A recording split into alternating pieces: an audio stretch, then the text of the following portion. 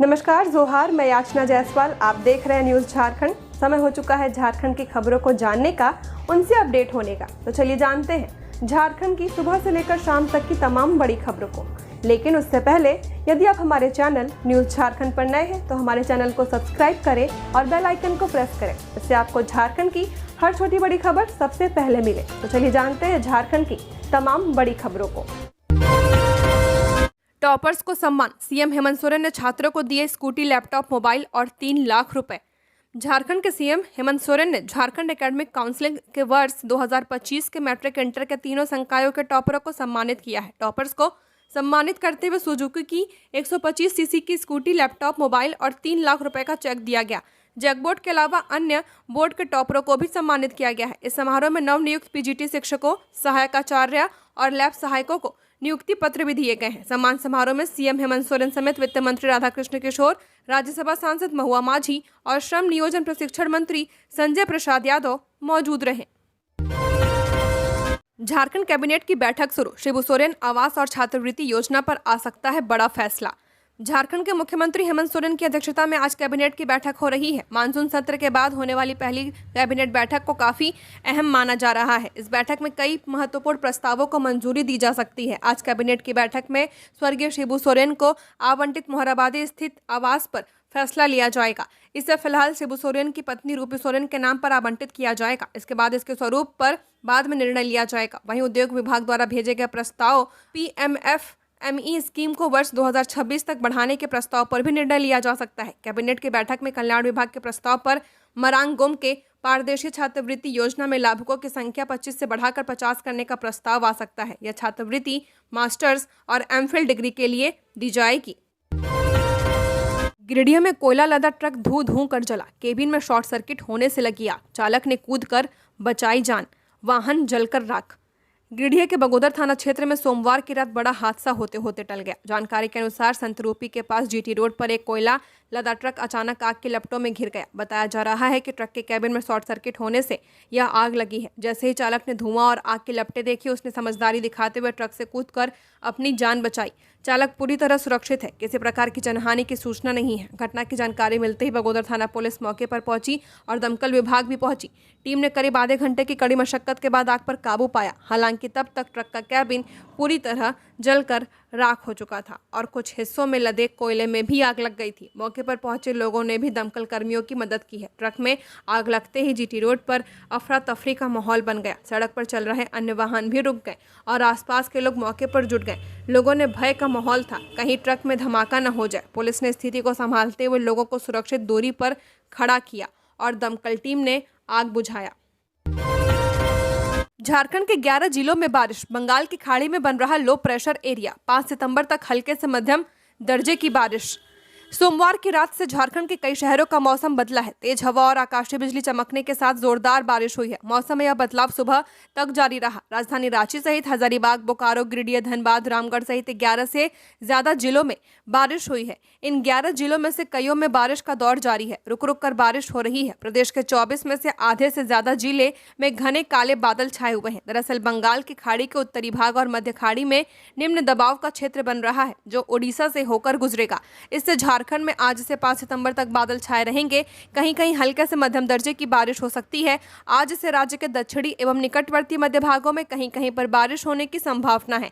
30 से 40 किलोमीटर की तेज रफ्तार से हवाएं चलेंगी। 4 और 5 सितंबर को भी स्थिति समान रहेगी। अब तक राज्य में 1012.2 मिलीमीटर बारिश दर्ज की गई है, जो सामान्य से 27% ज्यादा है। वहीं रांची जिले में 1288.7 मिलीमीटर बारिश हुई है, जो सामान्य से 56% ज्यादा है। मौसम वैज्ञानिक अभिषेक आनंद के मुताबिक बंगाल की खाड़ी में 2 निम्न दबाव का क्षेत्र बनने की संभावना है। 15 सितंबर के बाद एक सिस्टम बन सकता है। इसका असर पूजा पर पड़ेगा। इस बार अक्टूबर के मध्य में मानसून विदा होने की संभावना है। ऐसे में माना जा रहा है कि 15 अक्टूबर तक बारिश होगी। इसके बाद कोई सिस्टम बनता है तो छिटपुट बारिश हो सकती है। मैया सम्मान योजना आज लाभुक महिलाओं के खाते में आ सकते हैं 2500 रुपए। निर्देश जारी। झारखंड सरकार की महत्वाकांक्षी मैया सम्मान योजना की लाभुक महिलाओं के लिए एक बड़ी खुशखबरी है। लाभुकों को योजना के तहत आज अगस्त माह की राशि मिल सकती है। मालूम हो, अगस्त माह की राशि ट्रांसफर करने को लेकर सामाजिक सुरक्षा निदेशालय ने 29 अगस्त को ही सभी जिलों के लिए दिशा निर्देश जारी किया था। सामाजिक सुरक्षा निदेशालय द्वारा जारी निर्देश के अनुसार मैया सम्मान योजना की सभी लाभुक महिलाओं के खाते में करम पूजा से पूर्व राशि ट्रांसफर करने का निर्देश दिया गया है। उल्लेखनीय है कि कल 3 सितंबर को करम पूजा है। ऐसे में आज या कल तक महिलाओं के खाते में राशि ट्रांसफर करने की संभावना है। अगस्त में 50 लाख से ज्यादा महिलाओं को योजना की राशि मिलेगी। सभी जिलों को राशि ट्रांसफर करने के लिए आवश्यक प्रक्रिया पूरी करने और करम पर्व के पूर्व राशि भुगतान को सुनिश्चित करने को कहा गया है। मालूम हो, जुलाई में 50,30,000 लाभुकों को राशि ट्रांसफर की गई थी। घाटशिला उपचुनाव की सुगबुगाहट तेज, चंपई सोरेन के ट्वीट ने बढ़ाई सियासी हलचल। झारखंड की राजनीति एक बार फिर गर्मा गई है। पूर्व मुख्यमंत्री चंपई सोरेन ने अपने सोशल मीडिया एक्स अकाउंट पर जोहार घाटशिला लिखते हुए एक तस्वीर साझा की, जिसके बाद घाटशिला उपचुनाव को लेकर सियासी चर्चा तेज हो चुकी है। दरअसल 15 अगस्त को शिक्षा मंत्री और झामुमो विधायक रामदास सोरेन के निधन के बाद घाटशिला विधानसभा सीट खाली हो गई है। अब इस सीट पर उपचुनाव होना तय है। हालांकि चुनाव आयोग ने अभी तारीखों का ऐलान नहीं किया है। माना जा रहा है कि बिहार विधानसभा चुनाव के साथ ही घाटशिला उपचुनाव भी कराया जा सकता है। राजनीतिक हलचल इसलिए और बढ़ गई है क्योंकि पिछले उपचुनाव में भाजपा उम्मीदवार बाबूलाल सोरेन ने रामदास को बड़ी टक्कर दी थी। उस चुनाव में रामदास सोरेन को 98,356 वोट मिले थे, जबकि बाबूलाल को 75,910 वोट हासिल हुए थे। अब कयास लगाया जा रहा है कि भाजपा एक बार फिर बाबूलाल सोरेन पर दांव लगा सकती है। दुमका में प्रेमी ने प्रेमिका के मां बाप को मारा। दिव्यांग प्रेमी बना रहा था शादी का दबाव। बारिश की रात घर में घुसा, चाकू से कर दी हत्या। दुमका के शिकारीपाड़ा थाना क्षेत्र के सुंदरा प्लान गांव में एक दिव्यांग युवक ने अपनी प्रेमिका के माता पिता की चाकू से बेरहमी से हत्या कर दी। यही नहीं, उसने दोनों बहनों पर भी जानलेवा हमला कर दिया। आरोपी का नाम लोकेश मुर्मू है। वह पाकुड़ का रहने वाला है। वह एक हाथ से दिव्यांग है। जानकारी के मुताबिक सोमवार रात करीब 1 बजे तेज बारिश के बीच आरोपी लोकेश चाकू लेकर हीरा मोनी के घर पहुंचा। उसने पहले सो रहे साहेब हेम्ब्रम और मंगली किस्कू पर ताबड़तोड़ वार कर दिया। मौके पर ही दोनों की मौत हो गई। जब बेटियां हीरा मोनी और उसकी छोटी बेटी बेनी 17 वर्षीय माता पिता को बचाने आई तो आरोपी ने उन पर भी हमला किया। किसी तरह दोनों बहनें बचकर बाहर निकली और पुलिस को सूचना दी। झारखंड में आधार ऑपरेटरों को 1 साल से नहीं मिला मानदेय, आंदोलन की चेतावनी। झारखंड में स्कूलों में आधार नामांकन और बायोमेट्रिक अपडेट करने वाले सैकड़ों ऑपरेटरों को 1 साल से मानदेय नहीं मिला है। इससे नाराज ऑपरेटरों ने झारखंड शिक्षा परियोजना परिषद और संबंधित अधिकारियों को पत्र सौंपा है और सितंबर 2023 से लंबित मानदेय की भुगतान की मांग की है। उन्होंने भविष्य में समयबद्ध भुगतान सुनिश्चित करने की व्यवस्था लागू करने की अपील की है। ऑपरेटरों ने स्पष्ट किया कि यदि उनकी मांगों को जल्द पूरा नहीं किया गया तो वे राज्य स्तरीय आंदोलन शुरू करने को मजबूर होंगे। दरअसल जेईपीसी ने वर्ष 2023 में स्कूलों में छात्रों का आधार नामांकन व अद्यतन करने का काम एमकेएम इंटरप्राइजेस को 5 वर्षों के लिए कॉन्ट्रैक्ट पर सौंपा था। इसके तहत राज्य के प्रत्येक प्रखंड संसाधन केंद्र में आधार सेवा केंद्र स्थापित कर 5 से 18 वर्ष के छात्रों का नामांकन और बायोमेट्रिक अपडेट किया जाना था। इसके लिए सफल आधार नामांकन और अनिवार्य बायोमेट्रिक अपडेट पर UIDAI द्वारा अधिकतम 50 रुपये रीइम्बर्समेंट करने की व्यवस्था थी। झारखंड बीएड, एमएड और बीपीएन प्रवेश परीक्षा, नया रिजल्ट और फर्स्ट राउंड काउंसलिंग शेड्यूल जारी। झारखंड में बीएड, एमएड और बीपीएन प्रवेश परीक्षा के अभ्यर्थियों के लिए राहत भरी खबर है। जेसीई सीईबी ने संशोधित रिजल्ट जारी करने के बाद अब फर्स्ट राउंड काउंसलिंग का शेड्यूल घोषित कर दिया है। करीब 1.5 महीने पहले हुई गलत मार्किंग के कारण रिजल्ट रद्द कर दिया गया था, जिससे हजारों छात्र असमंजस में थे। अब नए शेड्यूल के अनुसार छात्र 2 सितंबर से 6 सितंबर तक ऑनलाइन रजिस्ट्रेशन और सीट चॉइस फिलिंग कर सकेंगे। पहली बार रिजल्ट 4 जुलाई को जारी हुआ था और 7 जुलाई से काउंसलिंग शुरू होनी थी, लेकिन रिजल्ट रद्द होने से प्रक्रिया टाल दी गई थी। इस फैसले से बीएड के 45,084, एमएड के 608 और बीपीएन के 487 अभ्यर्थी प्रभावित हुए थे। प्रवेश परीक्षा 11 मई 2025 को आयोजित की गई थी। रांची में नई उत्पाद नीति लागू, अब रात 11 बजे तक बिकेगी शराब। रांची में सोमवार से नई उत्पाद नीति लागू होने के साथ शराब की बिक्री का नया नियम लागू हो चुका है। ई लॉटरी से आवंटित 150 दुकानों में से 138 दुकानों में लाइसेंस और साइट वेरिफिकेशन पूरा होने के बाद बिक्री शुरू हुई है। बाकी दुकानों में प्रक्रिया पूरी होने के बाद बिक्री शुरू होगी। दुकानदार अब ग्राहकों को लुभाने के लिए उपहार योजना और बल्क डिस्काउंट भी दे सकेंगे। खुदरा दुकानदारों को 12% का मार्जिन मिलेगा और उन्हें एक ग्राहक को 200 पीस तक बियर बेचने की अनुमति दी गई है। पहले दिन शाम 5 बजे से बिक्री शुरू हुई क्योंकि दुकानों में शराब की सप्लाई देर से पहुंची। बियर में किंगफिशर, ब्लॉकबस्टर, हंटर और कॉल्सबर्ग ब्रांड उपलब्ध थे, जबकि विस्की में royal challenge, royal Stag, black dog, blender P7 और 100 पाइपर जैसे ब्रांड ग्राहकों को मिले। नई नीति के तहत अब रात 11 बजे तक शराब की बिक्री होगी। इससे पहले यह सीमा रात 10 बजे तक थी। कीमत बढ़ने के बावजूद पहले दिन ग्राहकों की भीड़ देखने को मिली है। लातेहार में 2 सड़क हादसे में 2 की मौत। अज्ञात वाहनों की टक्कर से बाइक सवार दोनों युवकों की गई जान। लातेहार थाना क्षेत्र में 2 अलग अलग सड़क हादसों में 2 युवकों की मौत हो गई। पहली घटना सोमवार रात पतकी NH 39 पर हुई। अज्ञात वाहन की टक्कर से मनिका थाना क्षेत्र के कारीझरिया निवासी 20 वर्षीय शक्ति किशोर यादव की मौत हो गई। दूसरी घटना मंगलवार को रांची डाल्टनगंज NH 39 पर CRPF कैंप के पास हुई। इस हादसे में गढ़वा जिले के कांडी थाना क्षेत्र के मंडरा गांव निवासी अमित राज 22 वर्षीय की मौत हो गई है। अमित के पिता संजय राम जमशेदपुर के सुंदरकांड थाना में ASI के पद पर तैनात है। प्रत्यक्षदर्शियों के अनुसार अमित राज बाइक से अपने घर से रांची जा रहे थे। इसी दौरान एक तेज रफ्तार वाहन ने उन्हें टक्कर मार दी थी। सदर थाना प्रभारी सुरेंद्र कुमार महतो और SI नागेंद्र कुमार महतो टीम के साथ मौके पर पहुंचे। शव को पोस्टमार्टम के लिए लातेहार सदर अस्पताल भेजा गया। अधेड़ की पीट कर हत्या, पुलिस ने 4 लोगों को किया गिरफ्तार। पूर्वी सिंहभूम से एक बड़ा मामला सामने आया है, जहां डुमरिया के कसमार गांव में लोगों ने एक अधेड़ की पीट कर हत्या कर दी। इस मामले पर पुलिस ने संज्ञान लेते हुए मृतक की पत्नी के बयान पर 4 लोगों को गिरफ्तार किया है। मृतक की पत्नी ने बताया कि किसी मामूली से विवाद को लेकर शुरू हुई लड़ाई ने बाद में हिंसक रूप ले लिया और दूसरे पक्ष की ओर से लाठी डंडे से पति की बेरहमी से मारा, जिसका अस्पताल में इलाज के दौरान मौत हो गया। घटना के बाद मौके पर पहुंची पुलिस अधिकारी ने बताया कि मृतक वृंदावन की पत्नी के बयान पर इस मामले में प्राथमिकी दर्ज कर ली गई है। वहीं 4 लोगों को भी गिरफ्तार किया गया है। वहीं पुलिस अधीक्षक संदीप भगत ने बताया कि रविवार रात डुमरिया थाना क्षेत्र अंतर्गत कसमार गाँव में वृंदावन की आरोपियों के साथ एक मामूली विवाद हो गया था, जो बाद में हिंसक हो गया। उन्होंने आगे बताया कि मामला हिंसक होते ही आरोपियों ने लाठी डंडे से जानलेवा हमला कर दिया, जिसके बाद उसे तत्काल अस्पताल ले जाया गया, जहां चिकित्सकों ने उसे मृत घोषित कर दिया। अमन साहू गैंग से जुड़े मयंक सिंह की रिमांड पूरी। पाकिस्तान से खरीदे जाते थे हथियार, मलेशिया और थाईलैंड के रास्ते एजेंट को मिलता था फंड। अमन साहू गैंग से जुड़े सुनील मीणा उर्फ मयंक सिंह की 6 दिनों की रिमांड पूरी हो चुकी है। उसे रामगढ़ जेल भेज दिया गया। इन 6 दिनों की पूछताछ के दौरान मयंक सिंह ने कई बड़े खुलासे किए हैं। पूछताछ में ATS को मयंक ने बताया कि अमन साहू गैंग का कनेक्शन पाकिस्तान से रहा। रंगदारी के रूप में जो पैसे वसूले जाते थे उन्हें हवाला के जरिए पाकिस्तान भेजा जाता था। वहीं से झारखंड में क्राइम करने के लिए हथियार लाए जाते थे, उन्हें हवाला के जरिए पाकिस्तान भेजकर हथियार मंगाए जाते थे। रिमांड के दौरान मयंक सिंह ने यह भी बताया कि साहू गैंग के सदस्य कोयला कारोबारी, ठेकेदार, ट्रांसपोर्टर, जमीन कारोबारी सहित अन्य लोगों से रंगदारी वसूलते हैं। हालांकि जब ATS ने उससे पूछा कि गैंग ने कुल कितनी रकम वसूली है, तो उसने कहा कि इसकी सटीक जानकारी उसके पास नहीं है। उसे सिर्फ हथियार खरीदने के लिए ही पैसे मिलते थे। गिरोह से जुड़े अन्य लोगों के संबंध में भी मयंक ने ATS को अहम जानकारी दी है। ATS सूत्रों के अनुसार मयंक ने ATS को बताया कि पाकिस्तान से हथियार खरीद के लिए झारखंड से हवाला के जरिए अमन साहू गैंग पैसा यूरोप भेजता था। इसके बाद यूरोप से वही पैसा हवाला के माध्यम से मलेशिया और थाईलैंड में जगह बदल कर रहने वाले मयंक सिंह तक पहुंचता था। रांची के मोहराबादी में करम पूर्व संध्या समारोह कार्यक्रम में सम्मिलित हुए मुख्यमंत्री।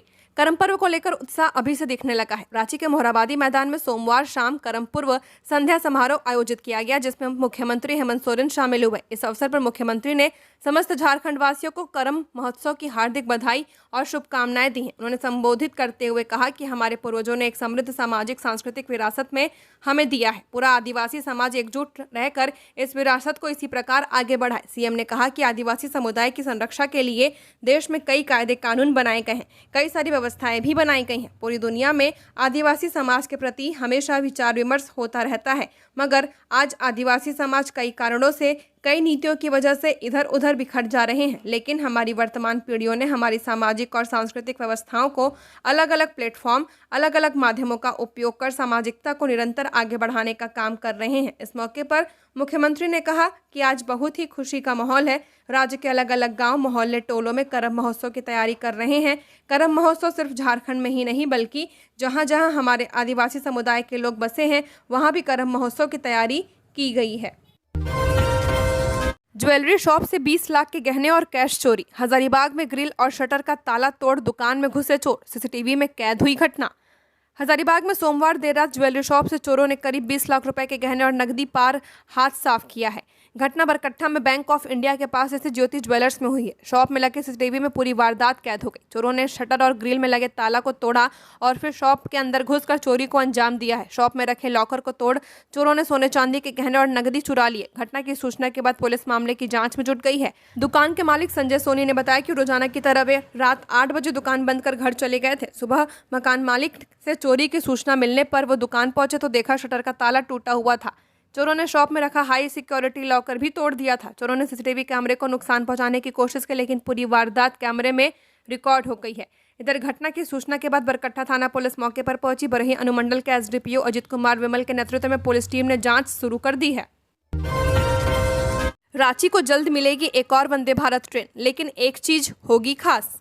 रांची को जल्द ही चौथी वंदे भारत ट्रेन एक्सप्रेस मिलने वाली है। अच्छी बात यह है कि रांची रेल मंडल को पहली बार स्लीपर क्लास वाली वंदे भारत एक्सप्रेस मिलेगी। दक्षिण पूर्व रेलवे के उप मुख्य परिवहन प्रबंधक विशेष के एस.के. बनर्जी के संकेत भी दिए हैं। हटिया से पुरी के बीच वंदे भारत एक्सप्रेस स्लीपर सप्ताह में एक दिन चलाने की योजना बनाई जा रही है। नया प्रस्ताव रेलवे मंत्रालय को भेजा गया है। इसमें इस ट्रेन की नई समय सारणी का भी जिक्र किया गया है। खबर है कि प्रत्येक रविवार की रात 8 बजे हटिया से ट्रेन रवाना होकर दूसरे दिन सुबह 7:30 बजे पुरी पहुंचेगी। वहीं प्रत्येक सोमवार को सुबह 11:15 पर पुरी से हटिया के लिए यह ट्रेन रवाना होगी और रात 10:45 पर हटिया पहुंचेगी। हालांकि यह कब से चलेगी इसकी पुष्टि नहीं की गई है। ज्ञात हो कि अभी chair car 3 Vande Bharat express Ranchi से चलाई जा रही है। इसमें हावड़ा रांची हावड़ा वंदे भारत एक्सप्रेस, पटना रांची पटना वंदे भारत और रांची वाराणसी रांची वंदे भारत एक्सप्रेस शामिल है।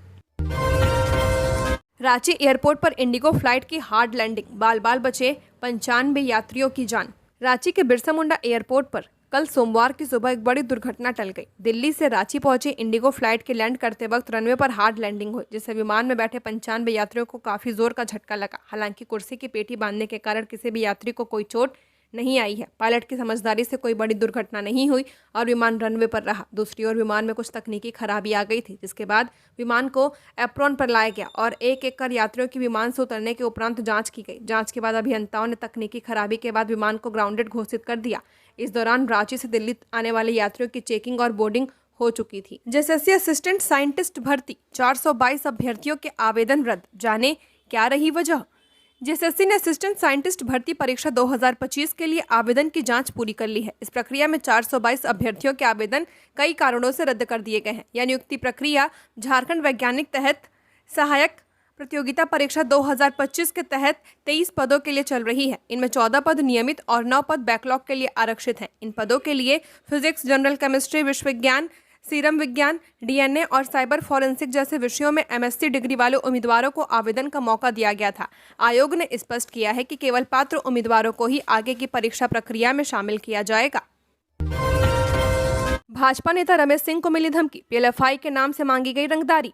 झारखंड बीजेपी कार्य समिति के सदस्य रमेश सिंह को फोन पर धमकी मिली है। रंगदारी नहीं देने पर अंजाम भुगतने की चेतावनी दी गई। रमेश सिंह ने सुखदेव नगर थाना में लिखित शिकायत दर्ज कराते हुए कार्रवाई करने और सुरक्षा की मांग की है। पुलिस मामले की तफ्तीश में जुट गई है। रमेश सिंह ने पुलिस को बताया कि 1 सितंबर को दोपहर 2:16 पर मोबाइल नंबर से फोन आया था। रिसीव करने पर एक शख्स ने कहा कि वो पीएलएफआई संगठन से बोल रहा है। अगर आपको व्यवसाय करना है तो संगठन को मदद करना होगा, ऐसा नहीं करने पर अंजाम भुगतना होगा। यह बॉस का आदेश है। भाजपा नेता ने पुलिस को लिखे गए आवेदन में इस बात का जिक्र किया है कि पूर्व में भी उनको इस तरह की धमकी मिल चुकी है। भाजपा नेता रमेश सिंह रातू रोड के शिवपुरी इलाके में रहते हैं। सामाजिक कार्यों में बढ़ चढ़कर दिलचस्पी लेते हैं। अल्बर्ट एक्का चौक के पास पूजा का आयोजन करने वाले चंद्रशेखर आजाद क्लब से भी जुड़े हुए हैं। गुमला में मत्स्य पालन से बदली ग्रामीणों की जिंदगी, 300 किसानों को सालाना 1.5 लाख की कमाई, 6 समितियां कर रही काम। गुमला में मत्स्य पालन ग्रामीण आजीविका का प्रमुख स्रोत बन चुका है। बसिया प्रखंड के नारीकेला में 20 ग्रोम आउट तालाबों का निर्माण किया गया है। यहाँ स्थानीय ग्रामीण संगठित रूप से मछली पालन कर रहे हैं। उग्रवाद प्रभावित धनसिंह जलाशय में केज कल्चर योजना के तहत मत्स्य पालन को बढ़ावा दिया जा रहा है। जलाशय में विशेष केंद्रीय सहायता से 48 केज बनाए गए हैं। इनमें 6 समितियां सामूहिक रूप से काम कर रही हैं। इससे 300 से ज्यादा ग्रामीणों को फायदा हुआ है। हर समिति के सदस्य सालाना 1 से 2 लाख रुपए का मुनाफा कमा रहे हैं। प्रधानमंत्री मत्स्य संपदा योजना के तहत बसिया प्रखंड के कुमरिया गांव में एक लघु फिश फीड मिल स्थापित की गई है। ज्योति लकड़ा द्वारा स्थापित इस मिल में उच्च गुणवत्ता वाले फीड का उत्पादन होता है। मिल से 20 से 50 ग्रामीणों को रोजगार मिला है। ज्योति को सालाना 8 से 10 लाख रुपए की आय हो रही है। खुंटी में 31 करोड़ से ज्यादा कीमत के 6 महंगे बालू घाट। 18 सितंबर को होगी ई नीलामी। राज्य भर में 8 सालों के बाद बालू घाट निजी हाथों में जाएगा। नई नीति के तहत बालू घाटों को 3 ग्रुप में बांटकर ये ऑक्शन किया जाएगा। खुंटी में सभी घाटों को मिलाकर कुल 20 घाट बनाए गए हैं, जिसमें 3 ग्रुप में बांटा गया है। सभी ग्रुपों के घाटों पर उपलब्ध बालू के आधार पर रिजर्व प्राइस भी तय कर दिया गया है। रिजर्व प्राइस से अधिक बोली लगाने वाले को L1 घोषित कर घाट का ठेका दे दिया जाएगा। खुंटी जिले के वैसे घाट टेंडर प्रक्रिया में शामिल नहीं है जहां सालों से अवैध बालू का उत्खनन एवं परिवहन होता रहा है, जिसमें तोरपा प्रखंड क्षेत्र के बांस टोली, बड़ाई टोली, एरेमेरे, साइंसेरा, गिडुम, कुलड़ा, कोंटे गसेरा, रनिया प्रखंड क्षेत्र के कोटांग गेर, उड़ीकेल और कर्रा प्रखंड क्षेत्र के लापा, बकसपुर, तिलमी, मास्को और बमराज घाट शामिल है। खनन विभाग ने तर्क दिया कि यह घाट वन क्षेत्र में आता है, जिसके कारण ऑक्शन नहीं किया जा सकता, लेकिन उन घाटों से पूर्व में जब्त बालू के लिए नीलामी प्रक्रिया के तहत स्टॉक लाइसेंस निर्गत कर दिया गया है, जिसमें तोरपा का एरेमेरे, रनिया के सौदे, कोटांगगेर और कर्रा प्रखंड के जरिया, बकसपुर शामिल हैं। अदालत के अंतिम आदेश से जेपीएससी की नियुक्ति प्रभावित होगी। झारखंड हाईकोर्ट 11वीं झारखंड लोक सेवा आयोग परीक्षा में असफल रहे राजेश प्रसाद सहित कुल 54 अभ्यर्थियों की याचिका पर आज झारखंड हाईकोर्ट में सुनवाई हुई। मुख्य न्यायाधीश और न्यायमूर्ति राजेश शंकर की खंडपीठ ने इस मामले की सुनवाई करते हुए कहा कि हाईकोर्ट के आदेश के बाद जेपीएससी की नियुक्ति प्रक्रिया प्रभावित हो सकती है। सुनवाई के दौरान कोर्ट ने जेपीएससी के अधिवक्ता को निर्देश दिया कि अगर अगली सुनवाई तक काउंटर एफिडेविट तैयार नहीं किया जाता तो आयोग को और अवसर नहीं दिया जाएगा। कोर्ट का रुख सख्त दिखा और उसने स्पष्ट किया है कि मामले को अनावश्यक रूप से लंबित नहीं रखा जाएगा। बता दें कि याचिकाकर्ता सभी अभ्यर्थी प्रारंभिक परीक्षा में सफल हुए थे, लेकिन मुख्य परीक्षा में असफल घोषित किए गए। इसके विरोध में उन्होंने हाईकोर्ट का दरवाजा खटखटाया और मेरिट लिस्ट को रद्द करने तथा उत्तर पुस्तिकाओं की दोबारा जांच की मांग की है। याचिकाकर्ताओं की ओर से वरिष्ठ अधिवक्ता अजीत कुमार और अधिवक्ता कुमार हर्ष ने कोर्ट में बहस की। दुर्गा पूजा से छठ तक रांची आने वाली ट्रेनें फुल, फ्लाइट का किराया भी 1.5 से 2 गुना, सभी जगह से स्पेशल ट्रेनें भी नहीं। दुर्गा पूजा, दिवाली और छठ जैसे बड़े त्योहारों में हजारों लोग रांची आते हैं, लेकिन ट्रेनों की हालत यह है कि सितंबर के अंतिम सप्ताह से लेकर पूरे अक्टूबर में स्लीपर से लेकर एसी बोगियां तक फुल है। फ्लाइट्स में भी भारी भीड़ है और किराया 2 गुना हो चुका है। त्योहारों में घर वापस आने वालों के पास अब तत्काल टिकट का ही सहारा है। रेलवे सभी जगह से स्पेशल ट्रेन भी नहीं चला रही है। इधर त्योहारी सीजन में फ्लाइट ऑपरेटरों ने किराए में जबरदस्त बढ़ोतरी कर दी है। दिल्ली रांची फ्लाइट का सामान्य दिनों में 4,000 से 5,000 रुपये रहता है। यह दिवाली छठ के समय में 10,000 रुपये तक पहुँच चुका है। मुंबई रांची और बेंगलुरु रांची रूट पर भी किराया 10,000 रुपये तक पहुँच चुका है। जमताड़ा के मिहिजाम में नाली से मिला नवजात। बारिश के बाद बच्चे की रोने की आई आवाज, लोगों ने तत्परता से बचाई जान। जमताड़ा के मिहिजाम के कृष्णानगर इलाके में मंगलवार सुबह उस वक्त हड़कंप मच गया जब हल्की बारिश के बाद स्थानीय लोगों ने नाली से बच्चे के रोने की आवाज़ सुनी। आवाज़ सुनते ही लोग इकट्ठा हो गए। किसी अनहोनी की आशंका के बीच जब लोगों ने नाले के अंदर झांका तो वहां एक नवजात शिशु दिखाई दिया। लोगों ने बिना देर किए इसकी सूचना मिहिजाम पुलिस को दी। सूचना मिलते ही मिहिजाम थाना प्रभारी विवेकानंद दुबे पुलिस टीम के साथ मौके पर पहुंचे। नाजुक हालत को देखते हुए उन्होंने खुद सावधानी से बच्चे को नाली से बाहर निकाला। बच्चे के सुरक्षित मिलने के बाद मौके पर मौजूद लोगों ने राहत की सांस ली। थाना प्रभारी ने तत्काल शिशु को इलाज के लिए सदर अस्पताल भेजा। सदर अस्पताल के डॉक्टरों ने बच्चे की जांच में पाया गया कि बच्चा पूरी तरह स्वस्थ है और उसे किसी तरह की गंभीर चोट नहीं है। डॉक्टरों की देखरेख में उसे आवश्यक जांच और देखभाल उपलब्ध कराई जा रही है। फिलहाल बच्चा सुरक्षित हाथों में है और अस्पताल प्रशासन ने उसकी देखरेख की पूरी जिम्मेदारी ली है। ये थी झारखंड की टॉप बड़ी खबरें। ऐसे ही झारखंड की हर छोटी बड़ी खबरों को जानने के लिए हमारे चैनल न्यूज़ झारखंड को सब्सक्राइब करें। धन्यवाद।